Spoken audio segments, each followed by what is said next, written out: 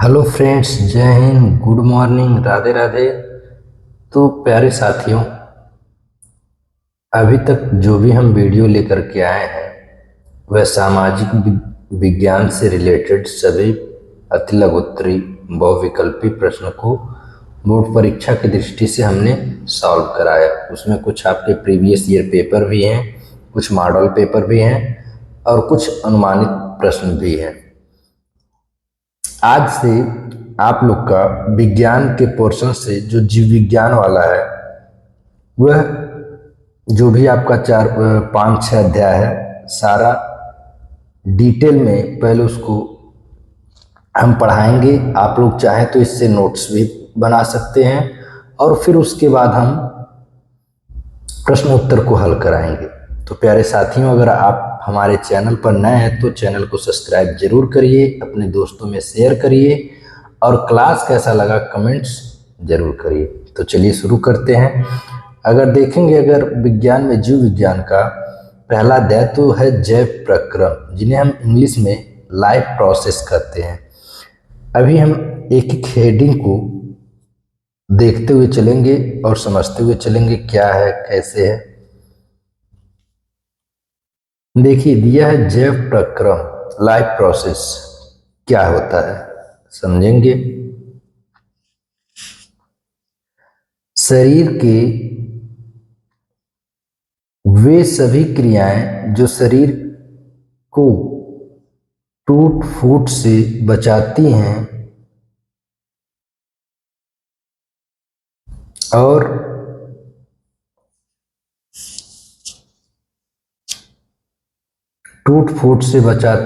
और रूप के अनुरक्षण का कार्य करती हैं, जैव प्रक्रम कहलाती हैं। देखिए क्या कह रहा है, शरीर की वे सभी क्रियाएं जो शरीर को टूट फूट से क्या करती हैं, बचाती हैं और फिर उन्हें उन्हें एक रूप प्रदान करती हैं, उन्हें हम क्या कहते हैं, जैव प्रक्रम कहते हैं।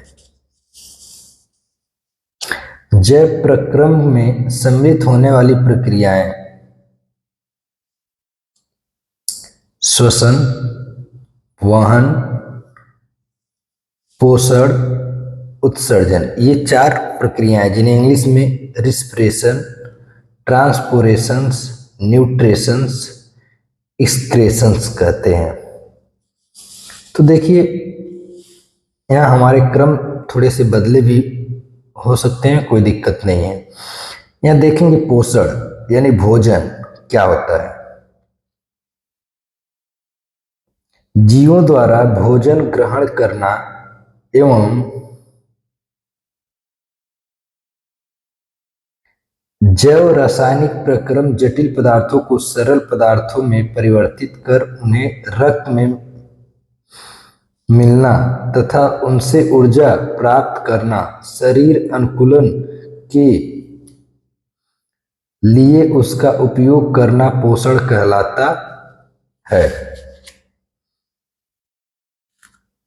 उम्मीद करते हैं सारा हेडिंग्स का जो भी एक्सप्लेन किया गया बहुत अच्छे समझ में आ रहा होगा। एक बार पुनः देखेंगे, सजीवों द्वारा भोजन ग्रहण करना, सजीवों द्वारा भोजन को ग्रहण करना एवं जैव रासायनिक प्रक्रम जटिल पदार्थों को सरल पदार्थों में परिवर्तित कर उन्हें रक्त में मिलना या मिलाना तथा उनसे ऊर्जा प्राप्त करना शरीर अनुकूलन के लिए उसका उपयोग करना पोषण कहलाता है। यानी जो भी सजीव होते हैं वह भोजन ग्रहण करते हैं और वह जटिल भोज्य पदार्थों को छोटे छोटे टुकड़ों में तोड़ करके ग्रहण करते हैं। ग्रहण करने के बाद उनसे उनके रक्त में जो भी पोषक तत्व मिलते हैं या जो ऊर्जा प्राप्त होती है वह पोषण कहलाता है।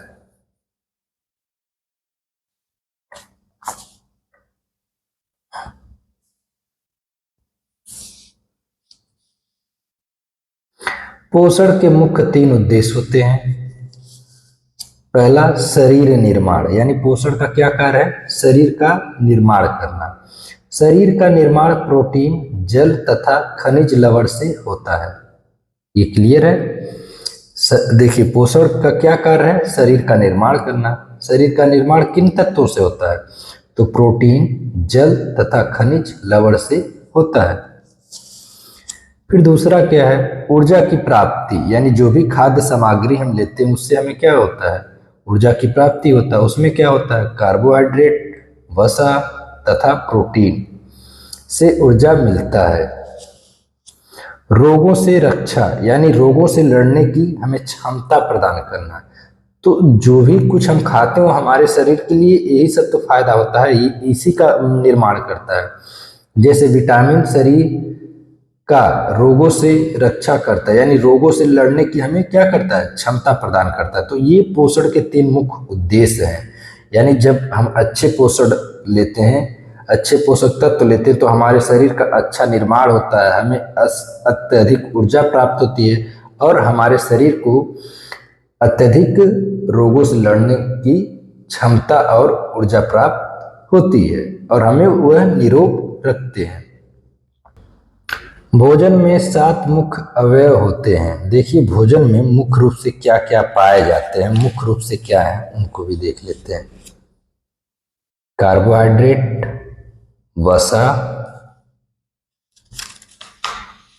प्रोटीन, खनिज लवण, विटामिन्स, जल, मोटा अनाज, यानी ये 7 तत्व मिलकर के हमें क्या देते हैं?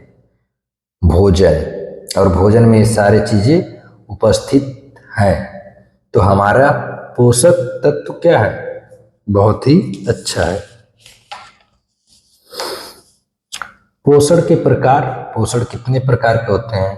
पोषण के प्रकार, पोषण 2 प्रकार के होते हैं। अगर आप लोग चाहें तो नोट्स भी बना सकते हैं पढ़ने के लिए, क्योंकि ये बहुत ही सरल और आसान भाषा में लिखा गया है और आप लोग अच्छे से पढ़ लें, इसके लिए हम इतना ज़्यादा एक्सप्लेन कर रहे हैं। स्वपोषण। स्वपोषण क्या होता है? देखिए, यहाँ इंग्लिश में कहते हैं autotrophic mode of nutritions. English भी जानना जरूरी, क्योंकि अगर विज्ञान आप पढ़ रहे हैं या आगे पढ़ते हैं तो इंग्लिश का नॉलेज होना बहुत जरूरी है।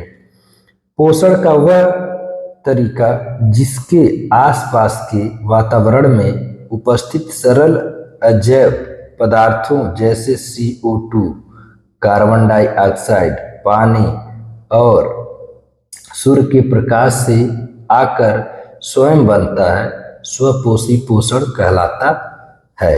तो ये बहुत ही आसान एक्सप्लेन किया गया है, उम्मीद करते हैं समझ में आ रहा होगा। यानी जो स्वयं से बनते हों, जैसे किसकी उपस्थिति में? कार्बन डाइऑक्साइड, पानी, यानी जिसे जल सूर्य के प्रकाश में उपस्थित होने के बाद क्या करते हो? भोजन बनाते हो।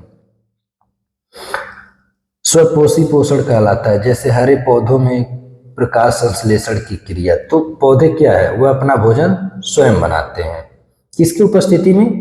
तो प्रकाश संश्लेषण, सूर्य की रोशनी की उपस्थिति में। अब वह जो भोजन बनाते हैं उस क्रिया को हम क्या कहते हैं? प्रकाश संश्लेषण कहते हैं।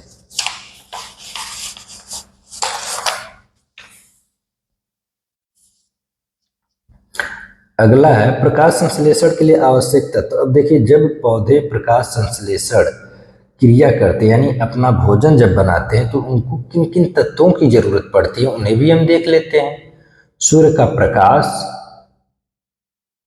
क्लोरोफिल नहीं है, ये क्लोरोफिल होता है, क्लोरोफिल। कार्बन डाइऑक्साइड, स्थलीय पौधे इसे वायुमंडल से प्राप्त करते हैं।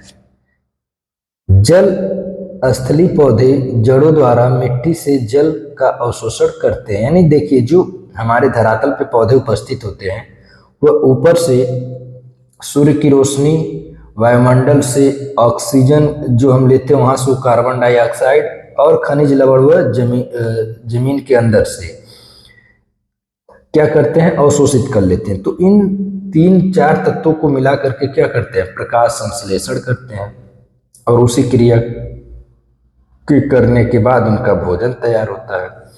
तो उसी क्रिया जो भोजन तैयार करते हैं उन्हीं को हम प्रकाश संश्लेषण क्रिया कहते हैं।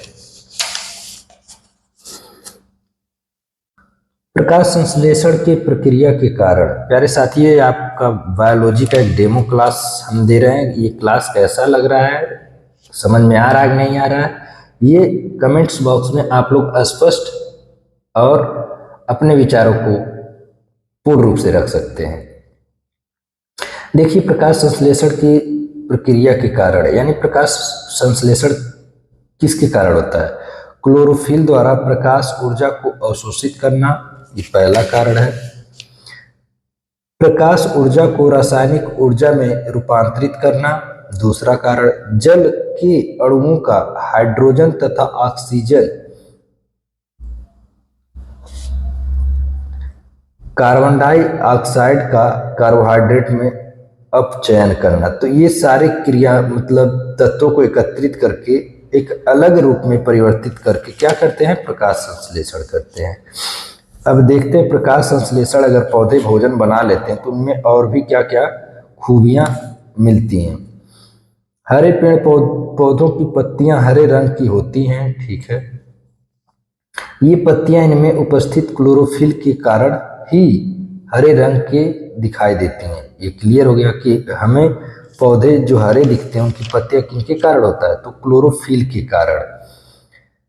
पत्तियों की कोशिकाओं में हरे रंग के बिंदु कोशिकांग होते हैं। जो पत्तियों में देखेंगे छोटे छोटे हरे हरे रंग के बिंदु होते हैं, वो उनको क्या कहते हैं? कोशिकांग कहते हैं, जिन्हें क्लोरोप्लास्ट यानी हरित लवक भी कहा जाता है। और उनका एक दूसरा नाम क्या है? क्लोरोप्लास्ट, यानी हिंदी में हरित लवक भी कहते हैं। हरी पत्तियों में उपस्थित ये क्लोरोफिल सूर्य के प्रकाश ऊर्जा को अवशोषित कर रासायनिक परिवर्तन द्वारा रासायनिक ऊर्जा में बदल देते हैं। यानी ये क्लोरोफिल का कार्य है कि सूर्य से प्रकाश को अवशोषित कर लें, मतलब प्रकाश जो आता उनसे ऊर्जा को अवशोषित कर लें और रासायनिक क्रिया करने के बाद क्या करें? एक ऊर्जा के रूप में बदल दें।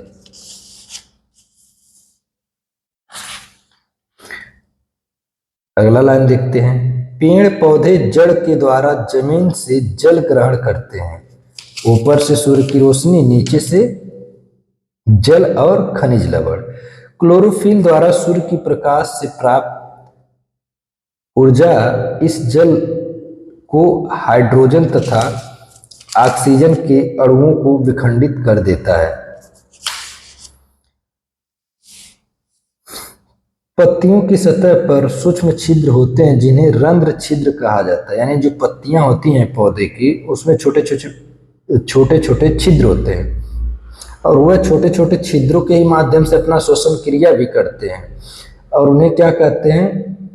रंध्र भी कहते हैं। इन छिद्रों के द्वारा पत्तियां हवा से कार्बन डाइऑक्साइड अवशोषित करती हैं। पत्तियों में गैस का आदान प्रदान इन्हीं छिद्रों यानी रंध्रों के अलावा तने तथा पत्तियों द्वारा सतह से भी होता है। यानी गैसों का, कार्बन डाइऑक्साइड का शोषण जो होता है, अवशोषण जो होता है पत्तियों के छोटे छोटे छिद्रों के माध्यम से, तने के माध्यम से और जड़ों के भी माध्यम से होता है। तो उम्मीद करते हैं दोस्तों ये क्लास आप लोग को अच्छे से समझ में आ रहा होगा। प्यारे साथियों, वो तो स्वपोषी के विशेषता थे। अब देखते हैं विषमपोषी क्या होता है, जिन्हें हेट्रोट्रॉफी मोड ऑफ न्यूट्रिशंस कहते हैं। पोषण का वह तरीका जिसमें जीव अपना भोजन स्वयं नहीं बना सकता, बल्कि अपने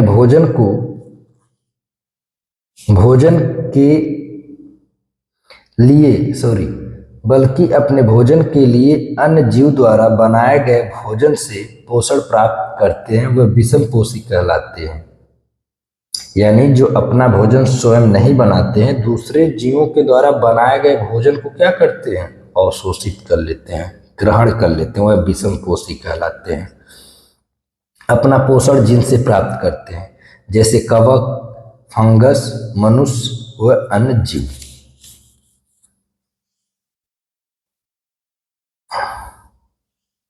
विषम पोषण 3 प्रकार के होते हैं। पहला मृत जीवी पोषण, मृत जीवी अपना भोजन मृत जीवों के शरीर व सड़े गले कार्बनिक पदार्थों से क्या करते हैं, प्राप्त करते हैं,